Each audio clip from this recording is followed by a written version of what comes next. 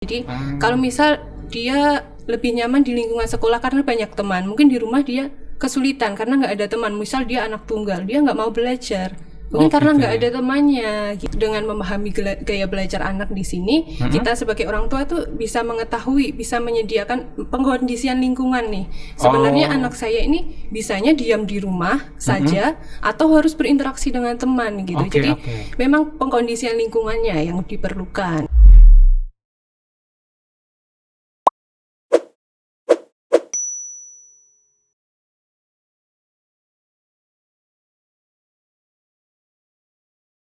Assalamualaikum warahmatullahi wabarakatuh. Selamat datang di Al-Firdaus Edu Talk, podcastnya Al-Firdaus, kupas tuntas tentang perkembangan si buah hati dan pendidikan masa kini. Jumpa lagi dengan saya Imam Subhan. Tentu saja kita akan ngobrol, mengupas habis tentang persoalan atau pendidikan anak dan juga perkembangan anak yang mesti kita tahu apalagi sebagai orang tua. Dan sudah hadir di studio tamu spesial saya ada Mbak Novita Dwi Wulandari SPD ya. Iya, benar sekali. Ya, beliau adalah seorang pedagog terapis pendidikan ya di Puspa Al-Firdaus. Panggilannya Mbak Novita. Apa kabar Mbak Novita? Alhamdulillah baik. Sehat. Sehat Ya. alhamdulillah. Apakah tadi baru menerapi anak atau tadi jam 12. tadi jam selesai. 12. Ya. Oke. Apa sih biasanya kalau apa kegiatan menerapi pendidikan untuk anak Kalau penyandang disabilitas berarti ya? Iya, benar, penyandang disabilitas. Kalau terapi khusus pendidikan itu lebih kayak karena anak berkebutuhan khusus di sini sebenarnya yang lebih dibutuhkan adalah kegiatan daily living ya. Jadi agar kehidupan sehari-harinya bisa lebih adaptif gitu. Jadi lebih ke pembelajaran kontekstual yang berkaitan dengan sehari-hari gitu aja. Oh gitu ya. Kalau metode dan medianya itu bervariasi ya? Iya, sangat bervariasi. Jadi memang tergantung kondisinya anak gitu. Jadi memang ada anak yang mungkin kiranya cukup berat untuk diberi pelajaran akademik, kita bisa menggunakan media yang konkret gitu daripada media yang abstrak aja seperti itu. Biasanya anak apa? Maksudnya berhambatan apa yang biasa didampingi atau diterapi oleh Mbak Novita ini? Kalau di sini saya memegang anak dengan gangguan emosi perilaku. Gitu. Gangguan emosi perilaku. Ada yang autis, terus ada yang ADHD juga. Oke. Itu. Berarti terapis pendidikan itu lebih ke akademik ya? Iya, akademik. Perkembangan akademik ya, bukan perkembangan secara perilaku psikis, bukan ya? Jadi lebih ke akademik cuman ya? Yang kontekstual aja, nggak yang berat-berat kayak pembelajaran di sekolah gitu. Berarti belum masuk ke mapel ya? belum masuk, belum bisa. Oke, siap, ya. Oke ya, pemirsa, hari ini kita akan berdialog, ngobrol, diskusi ya seputar pendidikan dan perkembangan anak tetap ya. Temanya adalah sangat menarik, yakni tentang bagaimana mengenali gaya-gaya belajar anak. Nah, ini sangat penting, apalagi sebagai orang tua. Kita harus tahu seperti apa sih gaya belajar anak kita. Jangan-jangan kita terlalu memaksakan, menekan anak. Kamu harus belajar ya, harus terpaku di satu tempat gitu ya. Harus mungkin sendirian, harus kondisi lengang, kamu harus fokus begitu, nggak boleh main-main, nggak boleh main pegang HP dan lain sebagainya. Nah, apakah harus seperti itu ataukah ada metode lain yang mungkin tadi menyesuaikan gaya belajar anak? Nah, hari ini kita akan mengupas tentang tadi gaya-gaya belajar anak. Ini penting ya. Kenapa sih penting memahami gaya belajar anak? Di sini selain kita bisa menyediakan fasilitas yang sesuai gitu. Jadi dengan memahami gaya belajar anak di sini, kita sebagai orang tua tuh bisa mengetahui, bisa menyediakan pengkondisian lingkungan nih. Sebenarnya anak saya ini bisanya diam di rumah saja atau harus berinteraksi dengan teman gitu. Jadi memang pengkondisian lingkungannya yang diperlukan gitu. Intinya kata kuncinya orang tua harus bisa mengkondisikan lingkungan supaya anak siap dan nyaman belajar. Betul sekali, betul. Soalnya saya sudah paham, padahal belum paham saya. Tapi gambaran besarnya seperti itu Pak. Ya. Benar sekali. Nah, sekarang pertanyaannya, ada berapa nih gaya-gaya belajar anak atau yang kita atau yang Mbak Novita Oke. ketahui ya? Iya. Oke. Jadi ada beberapa ahli itu yang menyebutkan bahwa ada sekitar 3 belajar, ada sekitar 5, ada sekitar 7 gaya belajar di situ. Tapi saya di sini akan menjelaskan yang paling lengkap aja biar kayak komprehensif nih. Berarti yang paling banyak. Yang paling banyak 7 gaya belajar 7 anak. gaya belajar Oke. anak gitu. Jadi Iya, biar iya. orang tua lebih tahu gitu kalau bahwa ada banyak nih Ya, gitu. ini bisa jadi thumbnail nanti ya, judul 7 gaya belajar anak. Iya, Oke. betul. Versi Mbak Novita.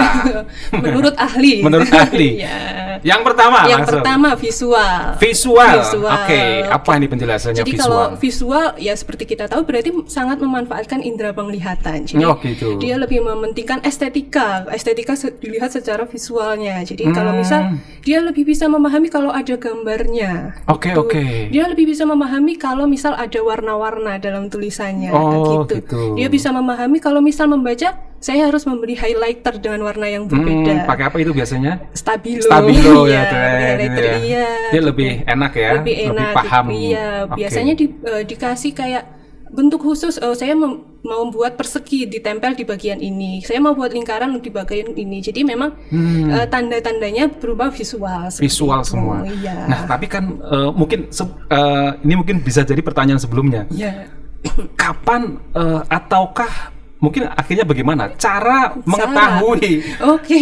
ini gaya visual anak saya? Oh, iya. Nah, ini kan harus saya Iya, pertanyakan benar, dulu. benar. Iya, Cara sebelum- mengetahui. Cara mengetahui Iya. anak saya itu gaya belajarnya Belajarnya apa? visual gitu. Nah biasanya anak dengan visual itu suka hal-hal yang detail. Jadi dia bisa gitu. suka hal-hal yang berkaitan dengan kerapian gitu. Terus dia kayak risih dengan berkaitan kalau buku saya tidak rapi, kalau coretan-coretannya acak seperti itu. Oh, Jadi gitu. lebih kayak saya suka nih kalau rapi, saya suka nih kalau berwarna gitu. Saya nggak mau melihat karena tulisannya hanya hitam putih seperti itu. Ciri-cirinya begitu ya. Iya, jadi Dan lebih itu hasil pengamatan ya. hasil pengamatan memang orang harus tua pengamatan ya. orang tua itu Oh, sendiri. anak saya kalau belajar sukanya kayak gini, Iya, gini, gitu ya. benar gitu. Jadi nggak ada tesnya ya. Nggak Nggak sebenarnya ada tes gaya belajar. Ada tes khusus gaya belajar Ada gitu. itu? Ada sebenarnya kalau Oke, memang oke. orang tua mau ke profesional gitu. Tapi kan kita bisa mengetahui saja nih dari lingkungan rumah. Ketika kita bisa meluangkan waktu dengan anak, kita bisa tahu, Berinteraksi ya. bisa interaksi gitu. Sejak usia berapa itu bisa diketahui biasanya? Sebenarnya dari usia 3 sampai 6 tahun itu udah usia dini bisa ya. usia dini udah bisa udah ada kecenderungan anak saya suka permainan yang memiliki banyak warna gitu. Itu visual ya. Visual atau suka dengan hal-hal yang termasuk gambaran-gambaran besar gitu dia suka. Nah, gitu. ini paling tidak nih guru orang tua bisa Iya. bagaimana menyiapkan metode medianya ya. Betul. Kalau sudah tahu Iya, gaya belajarnya visual. gitu. Terus termasuk anak yang suka melihat video. Jadi ketika ada pemodelan video dia tertarik gitu. Tertarik ya. Daripada dia mendengar aja, dia harus dibantu dengan video. Dia sering melihat video-video, mungkin video YouTube. Itu boleh jadi ada baiknya kalau memang kita tahu batasannya seperti itu. Oke. Gitu. Jadi Tentu memang yang nyambung dengan materi ya. benar sekali, tidak Iya. hanya asal video gitu. Iya, kadang kan semua anak tertarik dengan video YouTube, Iya, cuma benar. filmnya yang film murni permainan, Iya, game benar. kayak gitu Iya. ya, horor itu suka itu anak-anak ya. Coba Benar. dia malamnya ketakutan Iya. sendiri. Nggak bisa tidur. Iya, tapi penasaran anak Iya. itu. Nah itu Nah, bukan begitu ya, artinya video yang nyambung dengan yang materi. nyambung dengan materi atau yang sesuai dengan tahapan perkembangan Tahapan anaknya. perkembangan anak ya. Iya. Oke, itu visual ya. Itu visual. Yang kedua ini Auditory atau aural gitu. Kayak auditory aural. atau aural. Aural. Oke. Berarti berkaitan dengan indera pendengaran. Indera pendengaran. Jadi dia cukup disampaikan oleh orang tua, disampaikan sebuah informasi dia langsung paham. Kalau misal guru memberi penjelasan, dia juga langsung bisa menangkap. Berarti kalau zaman dulu guru cukup ceramah sudah paham ya? Iya, biasanya Gak usah ada gambar, gak usah nggak apa. usah. Cuma dengerin cerita aja, Iya, anak ini udah paham. benar. Itu kalau auditori ya? Auditori. Kadang kalau kita di sekolah dulu kan gini Pak, biasanya kita lebih tertarik ketika guru bercerita daripada menjelaskan materi aja yang bosen, yang Oke.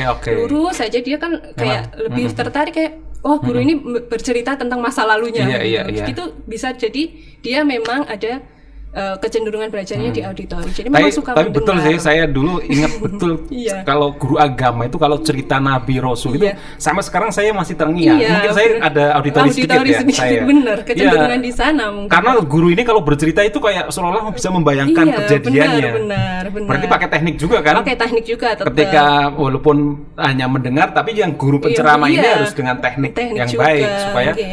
lebih paham, mudah dipahami ya. Betul, Pak. Itu auditori. Oke. Terus cara mengetahuinya perlu tahu atau Nah, harus otomatis. Iya. Cara mengetahuinya, Cara ciri-cirinya. mengetahuinya. Nah, biasanya dia memang suka kayak mendengarkan cerita guru, cerita orang tua, atau kadang kalau kita hafalan materi, kita biasanya berbicara dengan suara keras gitu. Jadi anaknya bacanya keras. Membaca dengan suara keras Suara gitu. keras. Jadi biar saya juga mendengar, saya bisa Oke, paham. Gitu, iya, kayak betul. menghafalkan Ada sih yang sebuah anak begitu, ya. arti fotosintesis lah ya, misalnya fotosintesis adalah gitu. Nah, Jadi itu ciri-ciri auditori ya. ciri-ciri auditori. Kalau Jadi artinya telinga harus mendengar. telinga gitu ya? harus mendengar gitu, harus bersuara keras. Temannya kalau menjelaskan juga harus yang jelas seperti itu. Oke, itu auditori ya. Auditori. Kita harus mengetahuinya caranya seperti itu. Iya, benar. Itu yang kedua. Yang ketiga sekarang. Ketiga itu verbal. Verbal. Oke. Jadi berkaitan dengan bahasa linguistik seperti Bahasa itu. linguistik. Benar. Jadi misal anak lebih suka diskusi gitu. Oh, Jadi gitu. biasanya anak akan paham sebuah informasi kalau dia juga memberikan feedback gitu. Didiskusikan dulu ya. Jadi ada tanya jawab terlebih dahulu. Jadi verbal. Terus ada juga anak yang dia lebih bisa memahami kalau menggunakan akronim tertentu. Itu jadi kayak permainan kata gitu loh, Pak. Jadi bisa menggunakan pantun, bisa menggunakan puisi. Jadi sebagai contoh nih, kita yang tahu Jarjit di Upin Ipin. Itu dia kan suka pakai pantun ya. Itu bisa jadi gaya belajarnya cenderungan verbal itu tadi. Bermain kata-kata ya. Iya, seperti itu verbal. itu. Cara mengetahuinya sekarang. Cara mengetahuinya juga sama kita ya? bisa mengetahui anak itu apakah suka diskusi, apakah suka tanya jawab, seperti itu. Apakah dia kalau belajar harus memahami kata-kata kunci dulu baru bisa paham, atau bisa langsung semuanya. Tapi biasanya kalau tipe verbal itu memang harus paham kata kuncinya aja. Jadi sebuah pengertian gitu dia cukup paham 2 sampai 3 kata kunci. 3 kata ya kunci ini ya. Terus itu udah bisa memahami secara keseluruhan. Itu biasanya verbal. Jadi verbal, emang kekuatan bahasa linguistiknya di sini dia oke gitu. Oke, siap. Itu yang ketiga ya. Yang ketiga. Ya, kita cepat saja. Yang keempat. Karena nanti masih banyak pertanyaan saya setelah ini. Keempat itu kinestetik.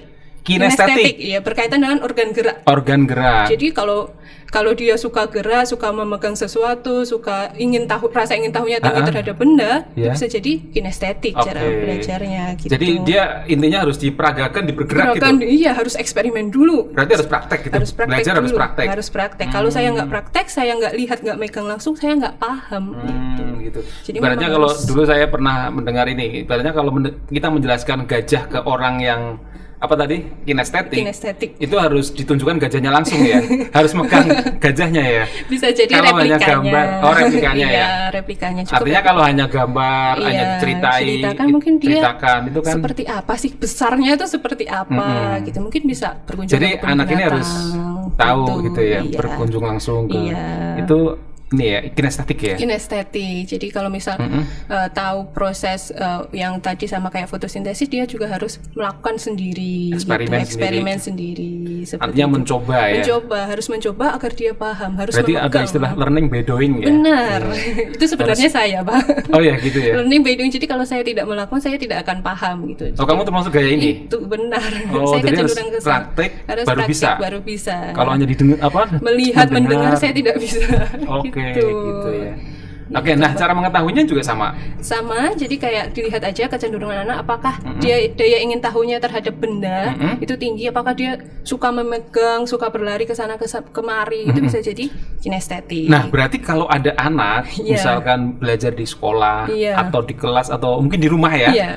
itu suka lari-lari, itu bukan karena dia apa namanya? Hiperaktif. Hiperaktif. Bisa jadi hiperaktif, tapi bisa jadi juga memang Gayanya begitu. Dia belajar harus dengan berlari harus gitu ya. berlari, mengetahui sudut ruang dia harus ke pojok sana, pojok sana, pojok Jadi sana. nggak masalah kayak gitu ya? Sebenarnya nggak masalah ketika Karena kan taunya orang tua kayak nggak belajar, iya, kayak belajar, cuma bermain-main, capek gitu ya. Benar. Yang didapat apa?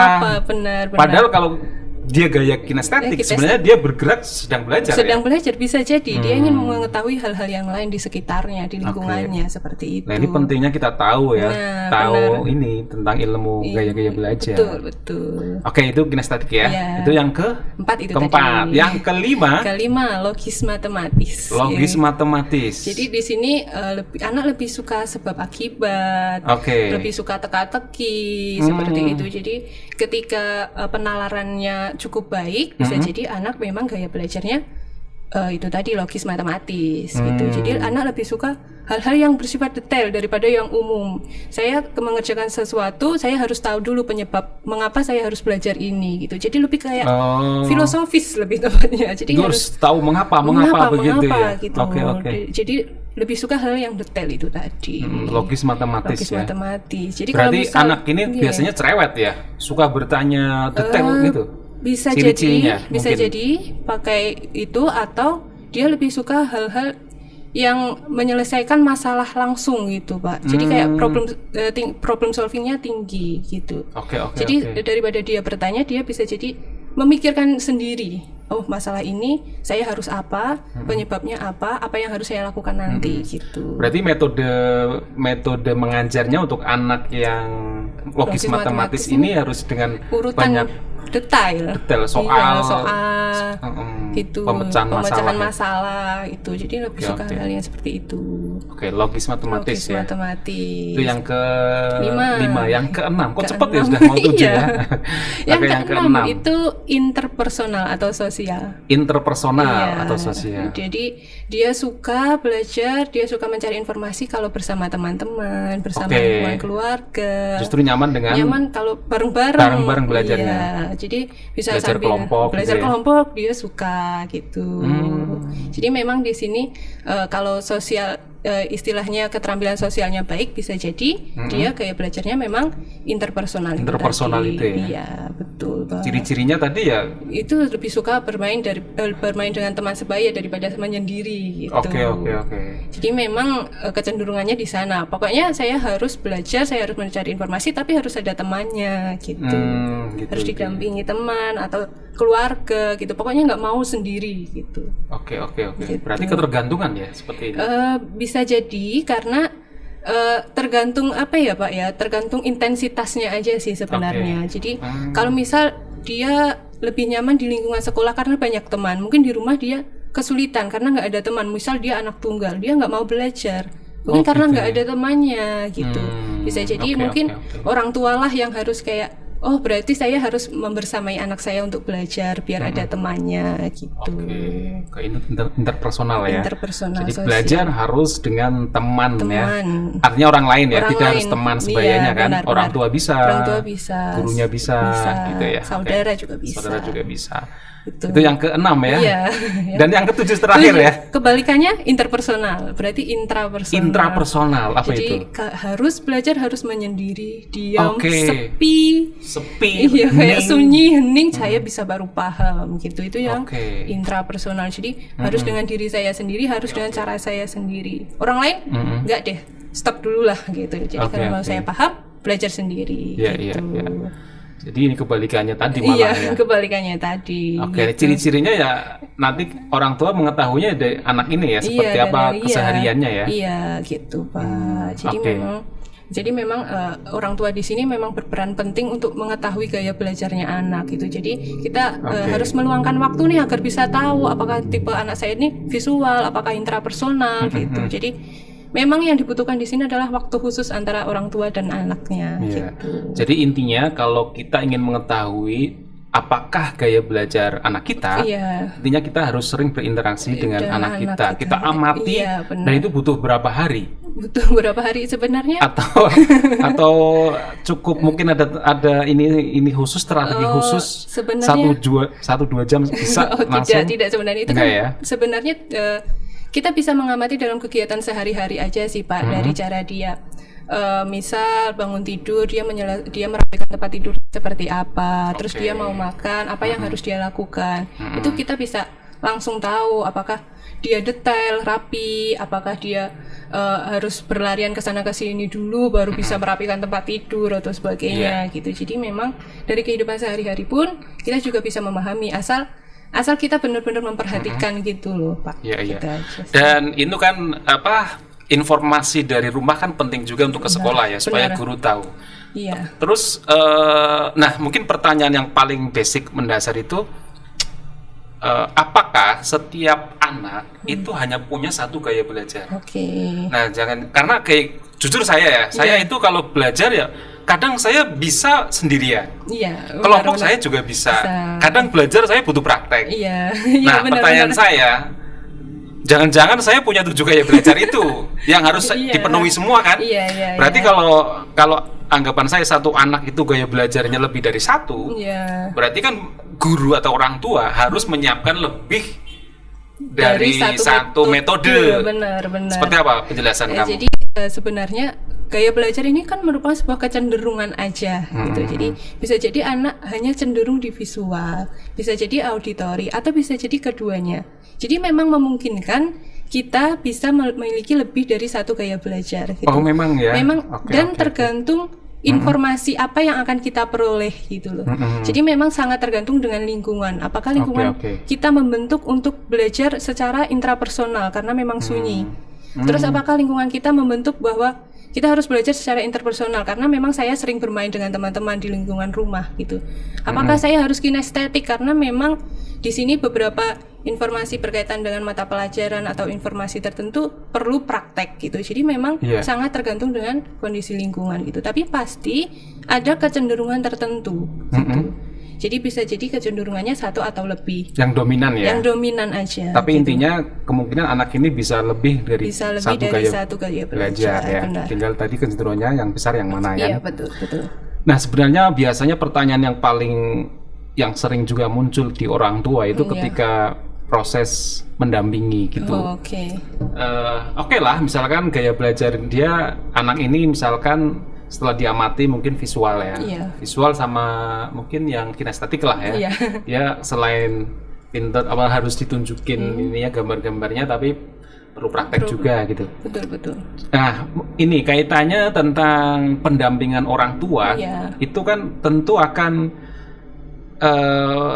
seiring dengan perkembangan dan tingkat kesulitan yang dihadapi kan. Iya betul. Kalau kita orang tua mendampingi anak TK sampai kelas 1 lah, itu masih bisa mungkin ya. Iya betul. Ya kan, cuma kan hanya motivasi terus mungkin sedikit baca tulis hitung, memperkenalkan huruf, mengenalkan angka kayak gitu masih bisa dilakukan. Tapi kalau nanti kelas 2, 3, 4 dan ke atasnya itu kan sudah masuk ke wilayah mata pelajaran ya, artinya yang mungkin lebih sulit gitu. Dan betul.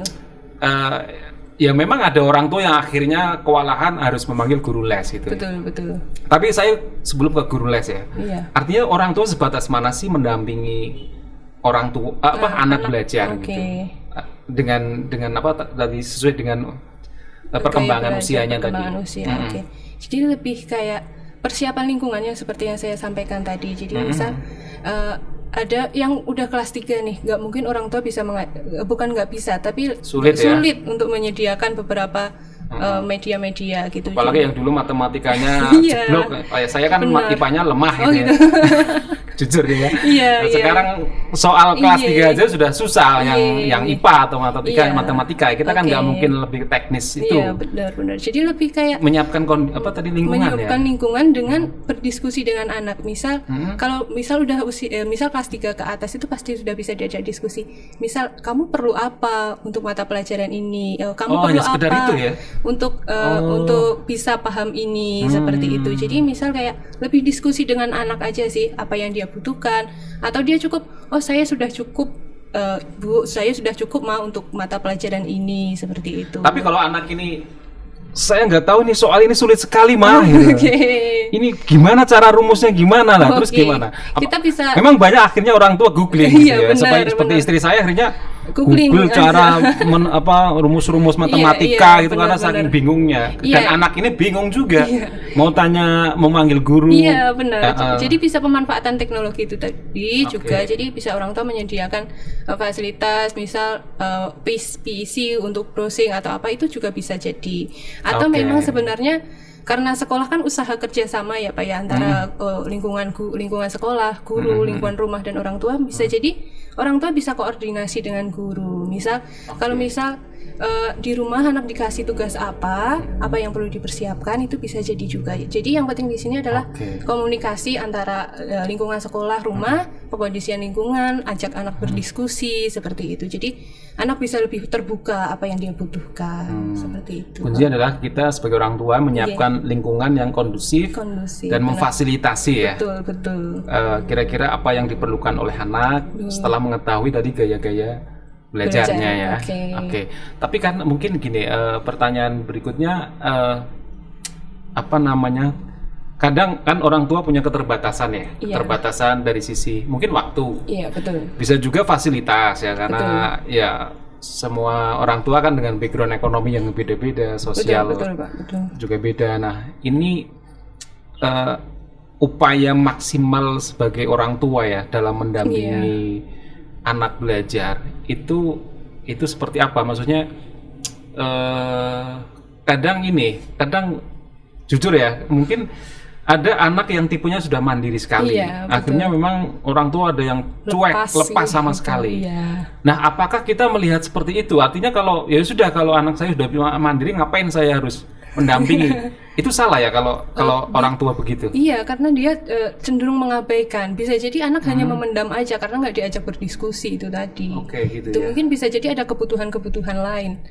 Gitu. Jadi memang di sini adalah komunikasi itu tadi, terus kemudian juga apresiasi terhadap apa yang anak lakukan. Apresiasi ya, penghargaan ke anak ya. Dulu. Jadi, oke anak saya udah bisa lepas mandiri, ya udah. Kan bisa jadi kayak kok aku dilepas aja nih gitu. Iya, iya. Aku butuh loh pengakuan kayak oh kamu hebat nih, nah kamu butuh apa gitu. Jadi Kecuali kalau anak tadi gaya yang intrapersonal ya. Intrapersonal. Dia nggak mau diganggu sama Iya, sekali, iya, harus udah. dikunci Iya. kamarnya. Iya. Itu tapi kita harus tahu dulu ya. Iya. Takutnya kan dia di kamar ngapain iya gitu. benar, jadi harus kita pastikan dulu Apa dipasang CCTV gitu ya?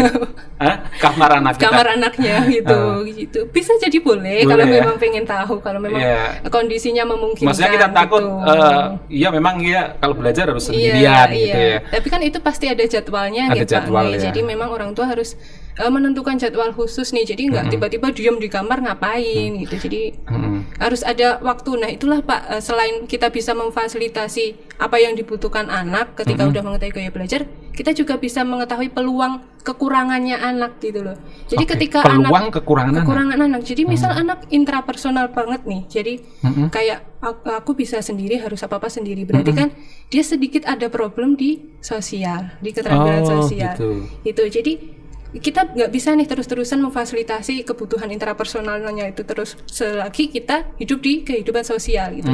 Jadi sebisa mungkin kita tetap memberikan stimulus-stimulus kekurangan anak itu tadi gitu. Jadi memungkinkan anak untuk bisa ditarik keluar.